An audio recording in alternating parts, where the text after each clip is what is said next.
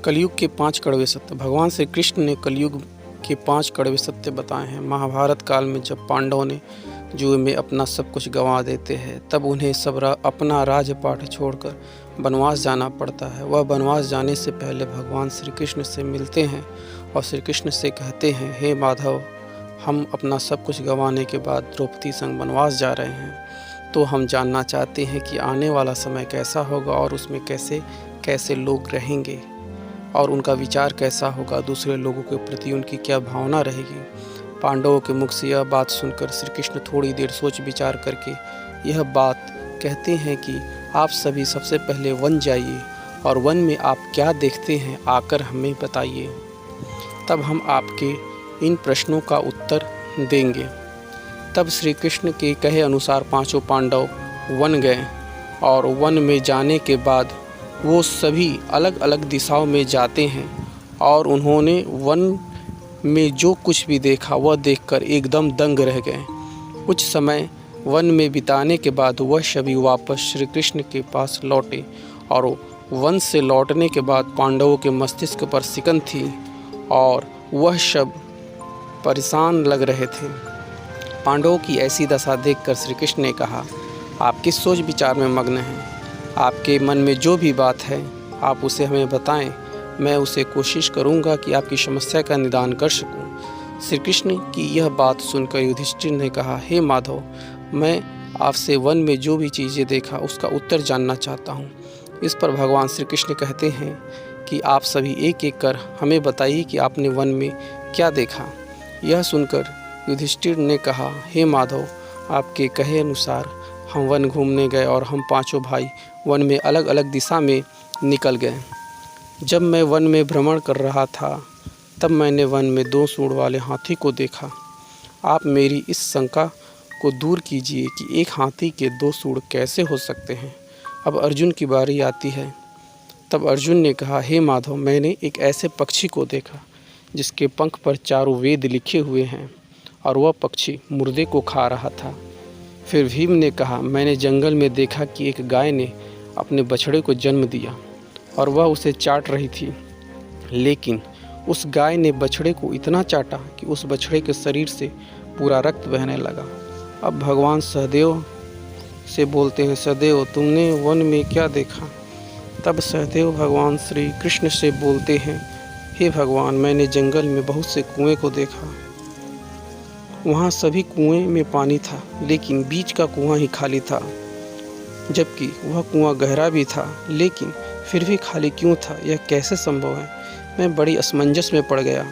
अंत में नकुल ने कहा, मैंने एक ऊंची चट्टान से एक बड़े चट्टान को लुढ़कते हुए देखा। वह इतना बड़ा और भारी था, उसके रास्ते में न जाने कितने बड़े बड़े पेड़ आए, कितने चट्टानें आए, लेकिन वह सबको तोड़ता हुआ, पिसता हुआ नीचे चला जा रहा था। लेकिन अंत में एक छोटे से पौधे के पास आकर वह रुक गया। यह कैसे संभव है? जब युधिष्ठिर भगवान श्री कृष्ण से कहते हैं कि हे भगवान, हम पांचों भाइयों ने जंगल में जो कुछ भी देखा वह सब आपको विस्तार पूर्वक बतला दिया। अब आप हमारी शंकाओं को दूर करते हुए इस दृश्य का अर्थ बताइए। तब श्री कृष्ण भगवान ने उनका उत्तर देते हुए कहा कि हे धर्मराज, आप जब वन में अकेले घूम रहे थे तब आपने 2 सूंड वाले हाथी को देखा। इसका अर्थ यह है कि कलयुग में ऐसे ही लोग राज करेंगे, जो बोलेंगे कुछ और, करेंगे कुछ और, इनके मन में कुछ और कर्म में कुछ और होगा। यह लोग शोषण करने का एक भी मौका हाथ से जाने नहीं देंगे। अपने लाभ के लिए यह किसी का कुछ भी नुकसान कर सकते हैं और सिर्फ अपनी ही हित की बात सोचेंगे। अब श्री कृष्ण अर्जुन से कहते हैं कि अर्जुन, तुमने वन में एक ऐसे पक्षी को देखा जिसके पंखों पर वेदों की सारी रचनाएं लिखी हुई है और वह मुर्दे को खा रहा था। कहने का मतलब यह है कि कलयुग में ऐसे ही लोग होंगे जिनके पास ज्ञान का भंडार रहेगा, पर उनका आचरण पूरा राक्षसी रहेगा। उनके मन में हमेशा ऐसी ही भावना रहेगी कि जल्दी ही किसी की मृत्यु हो और उनकी संपत्ति का मालिक हम बन जाएं। कलयुग में सबसे ऊपर धन और संपत्ति होगा, कुछ गिने चुने लोग ही वास्तविक संत होंगे या उनके जैसा आचरण करने वाले होंगे। कलयुग में लोग अपनों का नुकसान कर आगे बढ़ने वाले होंगे। उसके बाद भगवान श्री कृष्ण भीम से कहते हैं, हे भीम, आपने जंगल में ऐसा गाय को देखा जो अपने बछड़े को इतना चाटती है कि उसके शरीर से खून निकलने लगता है।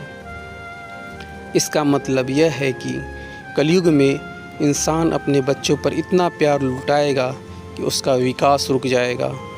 एक माता की ममता अपने बच्चे को मोह माया और संसार में ऐसा बांध करके रखेगी कि उसके बच्चे का जीवन नष्ट हो जाएगा। जब दूसरे का बेटा साधु बनेगा तो 1000 व्यक्ति उसके दर्शन को जाएंगे। यदि उनका अपना खुद का बेटा साधु बनेगा तो वह रोएंगे और बोलेंगे कि मेरा बेटा गलत रास्ते पर चला गया। यहाँ भगवान जीवन की वास्तविकता को बतलाते हुए कहते हैं कि आपका पुत्र आपका नहीं, वह अपनी पत्नियों की अमानत है और पुत्रियाँ अपने पतियों की। तुम्हारा यह शरीर मृत्यु का और तुम्हारी यह आत्मा परमात्मा की अमानत है। भीम की जिज्ञासा शांत करने के बाद भगवान सहदेव से कहते हैं कि आपने जंगल में बहुत से कुएं देखे, लेकिन उनके बीच में एक कुआं खाली था, गहरा भी था। इसका अर्थ यह है कि कलयुग में मनुष्य धन का उपयोग तो करेंगे ही, वह अपने धन को फिजूल में लुटाते रहेंगे, लेकिन किसी गरीब की मदद नहीं करेंगे। वह गरीब उनका अपना सगा ही क्यों ना हो। अपने आप को खुश रखने के लिए शराब, कबाब, रशद, व्यसन आदि में अपने धन को बर्बाद करेंगे, लेकिन किसी के आंसू को पोंछना वह अपना कर्तव्य नहीं समझेंगे।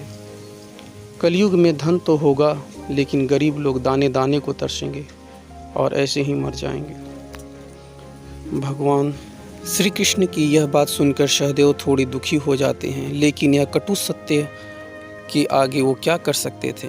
अब भगवान नकुल से कहते हैं कि जैसा तुमने वन में देखा कि भारी चट्टान पर्वत से लुढ़क कर कई विशाल पेड़ों को उखाड़ता हुआ तोड़ता हुआ नीचे आता है और उसे कोई रोक नहीं पाता, परंतु एक छोटे से पौधे का स्पर्श उस बड़े चट्टान को रोक देता है। इसका मतलब यह है कि कलयुग में मनुष्य की बुद्धि क्षीण होती जाएगी, उसकी जीवन का पतन होगा, लेकिन उसके पतन को धन रूपी वृक्ष नहीं रोक पाएगा। केवल श्री हरि भगवान का नाम रूपी छोटा पौधा उसके जीवन के लिए सक्षम होगा। अतः कलयुग में हरि नाम ही सिर्फ एक मोक्ष का साधन बनेगा। धन का लालच छोड़कर हरि भगवान का नाम लेगा, भगवान की पूजा करेगा, उनकी आराधना करेगा, उसे कोई दुख तकलीफ़ नहीं होगा या उसे बहुत ही कम दुख तकलीफ़ होगा और उसकी मृत्यु के पश्चात उसे भगवान के चरणों में जगह मिलेगी। मेरी सारी बातों पर गौर करेंगे तो आप सच में पाएंगे कि भगवान द्वारा बताए गए यह 5 कड़वे सच आज कलयुग में सच साबित हो रहे हैं। अगर आप अपने जीवन में सुख चाहते हैं और दुख तकलीफ़ को कम करना चाहते हैं तो भगवान की पूजा अवश्य करें, उनकी आराधना अवश्य करें और सभी लोगों से मिलकर रहें, गरीबों की सेवा करें। उम्मीद करता हूँ कि यह शिक्षाप्रद कहानी आपको बहुत अच्छी लगी होगी।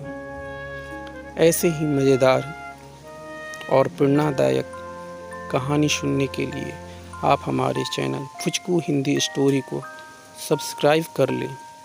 कहानी सुनने के लिए आपका बहुत बहुत धन्यवाद। भगवान आपकी मनोकामना को पूरी करें।